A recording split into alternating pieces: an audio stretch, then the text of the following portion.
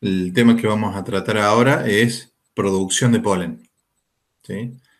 Así como vimos ya todo cómo manejamos la colmena y cómo la orientamos para la producción de miel y cera, ¿sí? Hoy vamos a hablar de otro producto de la colmena que es el polen, ¿sí? Nos vamos a ver la importancia que tiene el polen dentro de la nutrición y dentro del comportamiento de la abeja, sino como un recurso que tiene el productor para, para ampliar la gama de productos que pueden salir de sus colmenas.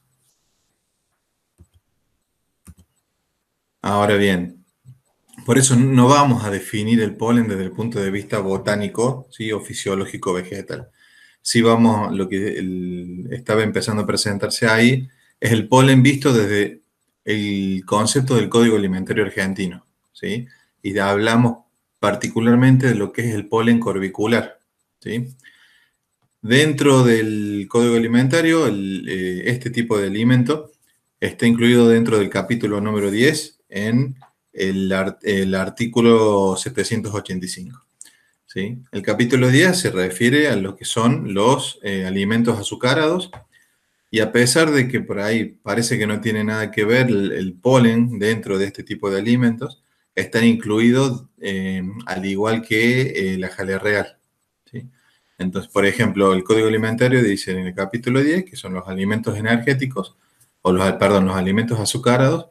El 782 y 783 se refieren a la miel, el 784 a jalea real, y el que nos incumbe ahora, el 785, habla del polen, ¿sí?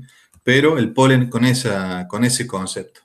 Ahí el Código Alimentario define lo que es el polen, ¿sí? Como el elemento masculino de la flor, recogido por las abejas, tratado, depositado en la colmena, y que es aglutinado, ¿sí? Insalivado para formar justamente esas pelotitas, ¿sí? El polen corbicular. Ahí dentro de ese mismo capítulo, dentro de ese artículo, van a encontrar todo lo que se refiere desde la denominación del polen, ¿sí? Y también van a encontrar,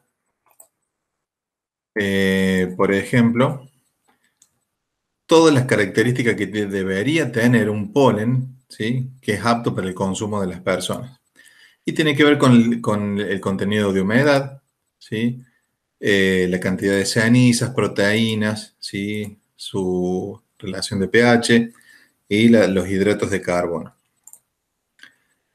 Y así como esas son las características que desde el punto de vista físico-químico, también incluye algunos aspectos desde el punto de vista microbiológico, como por ejemplo la presencia de gérmenes no patógenos, donde tienen ahí un máximo de 150 por 10 a la 3 unidades formadoras de colonia. ¿Sí? Parecen muchos, pero bueno, eso es lo que se permite como máximo. En cuanto a los hongos, también tiene ahí su límite, ¿sí? Y deben tener, por supuesto, ausencia de gérmenes patógenos. También van a encontrar, incluidos, no están acá dentro de las diapositivas, de la fílmina, van a encontrar todas aquellas características no deseables que no debe tener este tipo de alimentos. ¿Mm? Ahora bien, si hablamos puntualmente del polen, ¿sí?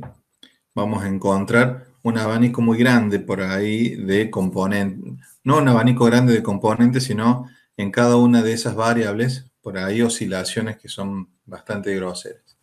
En cuanto al contenido de agua, contenido de proteínas, azúcares, lípidos, ¿sí? Pero, paralelamente a estos compuestos que son principales, también hay muchísima cantidad de otros compuestos que aportan o ayudan a las características físico-químicas y organolépticas del polen cuando lo consumimos, que tiene que ver por ahí con componentes menores como ácidos orgánicos, flavonas, flavonoides, enzimas, antibióticos. Bueno, ahora, se lo cosecha porque se lo consume. O sea, nosotros obtenemos de las colmenas este producto porque alguien los consume. Ahora, ¿por qué la gente lo consume? ¿Sí? Algunas de estos atributos son, por ejemplo, desde el punto de vista nutricional, tiene un aporte, ¿sí? Muy importante de macro y micronutrientes, ¿sí? Fundamentalmente proteínas, ¿sí? Aminoácidos, ¿sí? Eh, si vamos a dar un ejemplo de esto, está comprobado que el consumo, ¿sí? de este polen de esta forma tiene la capacidad de incrementar el rendimiento deportivo, por dar un ejemplo. Pero desde el punto de vista de la salud, y ahí, ojo que está entre comillas, puede ser llegado a considerar como un alimento funcional, ya que si basamos el consumo, ¿sí? complementado con una dieta equilibrada y una forma de vida, un estilo de vida saludable, tiene este combo la posibilidad de mejorar la salud y prevenir algunas enfermedades.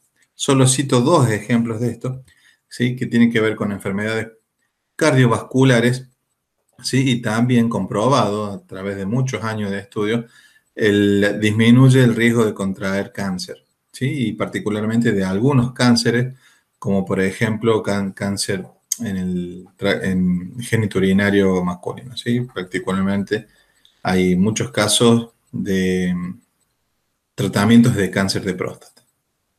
Y así hay muchas citas bibliográficas de revistas internacionales de la salud que hablan de esto, del consumo del polen y los atributos de este elemento, ¿sí? a la salud. Ahora bien, ¿cuáles son acá en Argentina las zonas más importantes de producción de polen?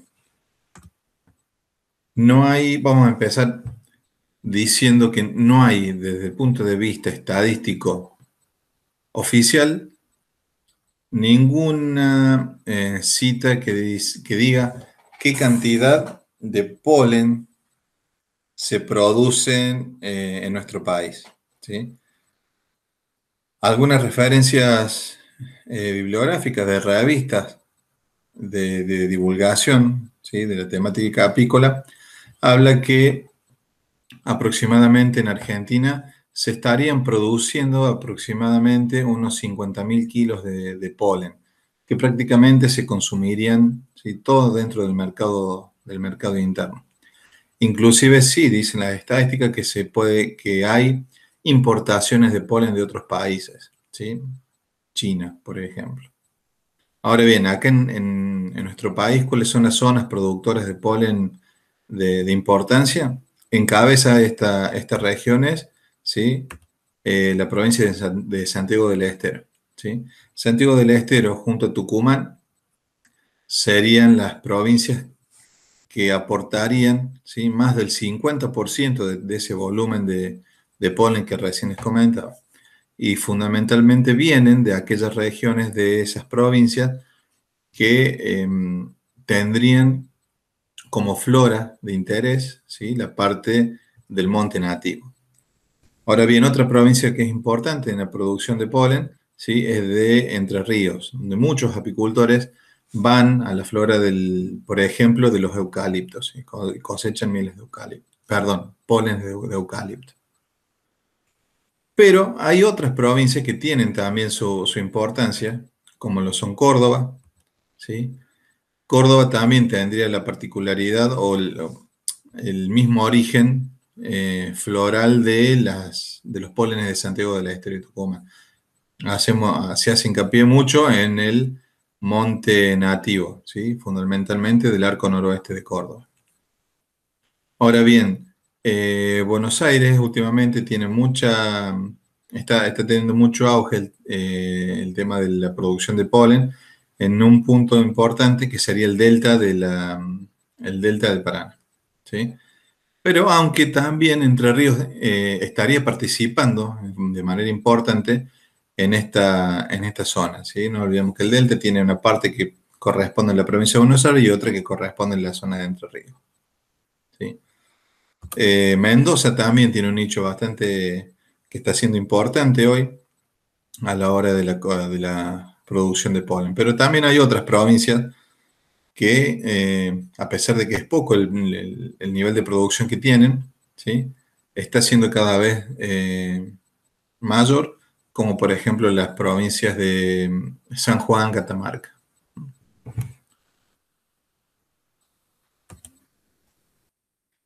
Ahora, ¿qué se necesita para producir polen? ¿Sí?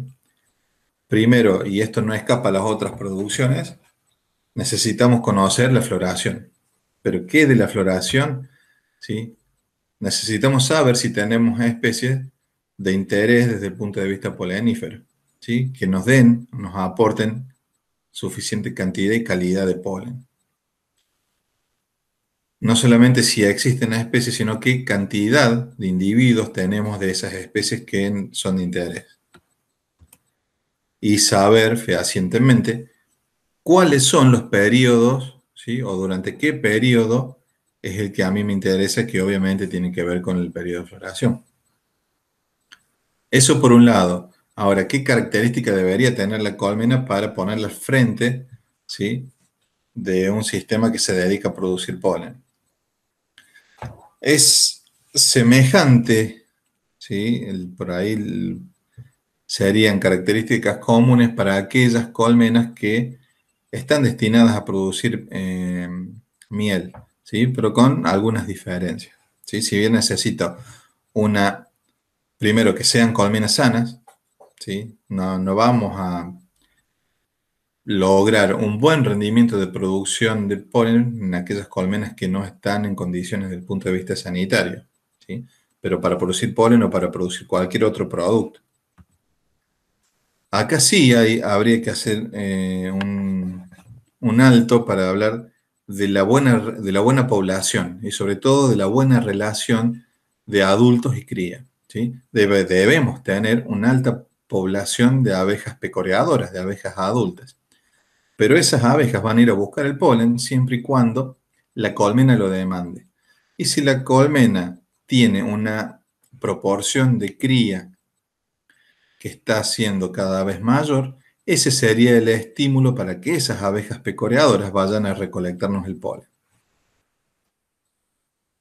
No debemos tener colmenas sanganeras ni que estén recambiando reinas, y esto tiene que ver no solamente con el estado de la colmena, sino también por el hecho de que nosotros para recolectar el polen debemos colocarle una trampa a la abeja, y en esa trampa donde la obligamos a pasar, ya vamos a ver algunas imágenes, pero donde los obligamos a pasar por un orificio a donde solamente puede pasar la abeja obrera, ¿sí? Si la colmena está sanganera o con una proporción de zánganos muy alta o está recambiando reinas, esa colmena no debería estar incluida dentro del plantel de colmenas destinadas o con el objetivo de producir polen. Y obviamente también saber o conocer el tipo de trampa que vamos a utilizar y la forma de manejo. Esto tiene que ver con, primero, la colmena tiene que estar elevada del suelo, ¿sí? El polen es altamente higroscópico, ¿sí? Tiene la capacidad de absorber o de ceder la humedad, ¿sí?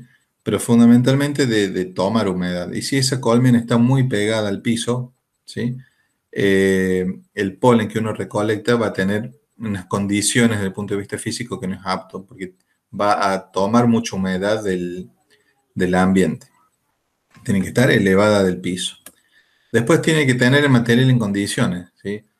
No sería correcto tener colmenas que presentan, por ejemplo, agujeros por varias partes del material, ¿sí? Cuando uno le coloca las trampas, ¿sí? Yo quiero que la abeja que viene del campo cargada con sus corvículas con polen pase por el lugar donde yo coloco la trampa, y si tiene alguna alternativa de ingreso por algún agujero en la colmena, ¿sí? Va a disminuir la eficiencia de la trampa y obviamente va a disminuir la eh, cantidad de polen que yo voy a recolectar. Y después otro tema que no es menor, que es la frecuencia de recolección, y saber que la frecuencia de ir a sacar el polen de las trampas es alta. Y es alta al punto que tiene que estar muy relacionado con la humedad que predomina en ese ambiente. Ambientes donde normalmente son secos, ¿sí?